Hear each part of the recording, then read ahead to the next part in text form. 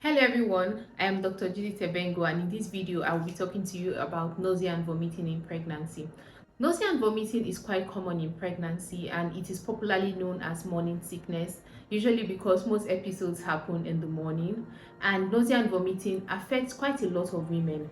While some women have very mild episodes, other women may progress to have something known as hyperemesis gravidarum. This is on the later end of the spectrum and it is very severe, which would even warrant admission and certain medications to help alleviate the symptom. In this video, I'll be sharing some tips on how you can manage this symptom in pregnancy.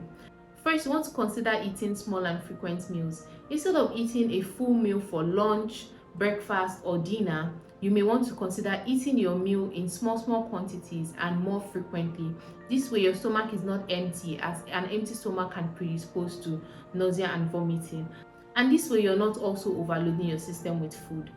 Next up, you want to stay hydrated. I know vomiting sometimes can make you feel like not taking water or just staying away from food, but you don't want to do this. You want to make sure that you take enough water just to replace whatever is lost. Next up, you want to avoid possible triggers. Most women know the things that make them feel nauseous in pregnancy or even make them vomit.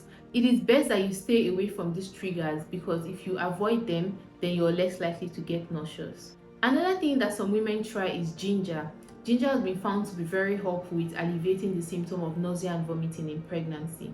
So there are different forms of ginger available, like the sweets, the juices, and all of that. But you want to speak to a doctor to know the amount of ginger that is safe to consume during pregnancy.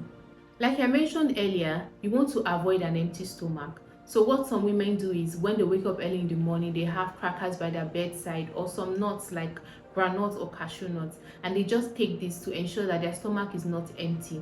This way, the feeling of nausea doesn't set in as the day progresses. Another thing that may be helpful is for you to try to get some fresh air and also practice some relaxation techniques. First, you want to just walk in nature, inhale fresh air, and also try these deep breathing exercises as they can help to take your mind off the symptoms of nausea that you may be experiencing. It's also worthy to note that medications can be preferred in severe cases. Like I mentioned before, some women may have hyperemesis gravidarum. In these cases, they just keep vomiting, they get dehydrated, they cannot keep any food down. If you're experiencing this, please present at the hospital. There are medications that will be provided by your doctor to help with this symptom of nausea and vomiting and also help you stay hydrated. In cases of dehydration, certain tests may be run just to find out, oh, is this woman dehydrated, and also replenish the fluid that is being lost. So please, in severe cases, always be sure to present to the hospital for expert management. Thank you so much for watching this video. See you in my next video.